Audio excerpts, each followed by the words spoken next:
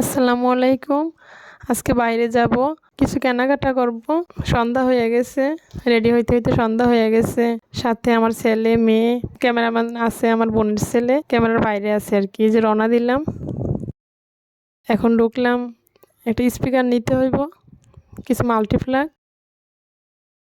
সিম নিতে হইব, একটা গ্রামীণ সিম নিলাম। জুতার দোকানে ঢুকলাম, শীতের কিছু জুতা কিনতে হবে আমার আর আমার মেয়ের। নিলাম জুতাগুলো, অনেক ভালোই লাগলো, আরাম অনেক, মোজার মতো, মোজা পরা লাগবে না আর কি। ছেলে দাঁড়াই রয়েছে, এবার ছেলের জুতা চয়েস হয়েছে, না জুতা সে কিনবই। তো পরছে, জুতাগুলো ভালো লাগছে অনেক। আপনারা যাইবেন, দোকানটা নতুন, হয়তো বা 2 মাস, আমি জানি না, যাওয়ার পরে শুনলাম আর কি তাদের কাছ থেকে। তাদের সার্ভিস অনেক ভালো। আমার ছেলের হাতে বেলুন, দেখেন অনেক খুশি।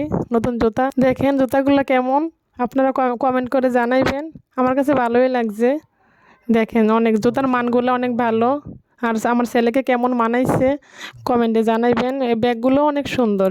এই ব্যাগগুলো দেখেন অনেক ভালো মানের। যদি কিনতে চান বুড়িচংয়ে আসেন, বুড়িচং অফিস রোডে সোনালী ব্যাংকের একটু পশ্চিমে, নূরজান হোটেলের একটু পিছনে আইপি শুজ।